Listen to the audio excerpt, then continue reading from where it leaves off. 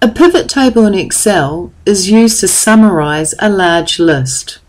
Here we have a sheet called Targets, which has a large list of information, and I want to use a pivot table to summarize this information.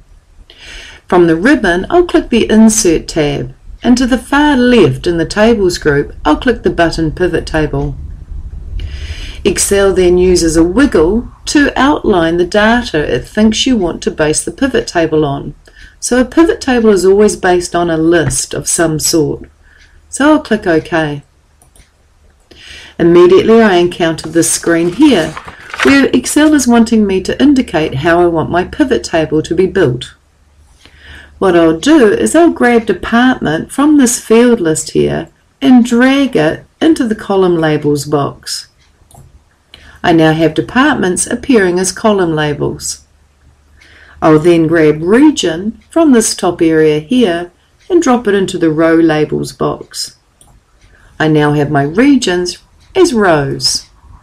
And where the department and the regions intersect, I'll drag Actual into the Values box.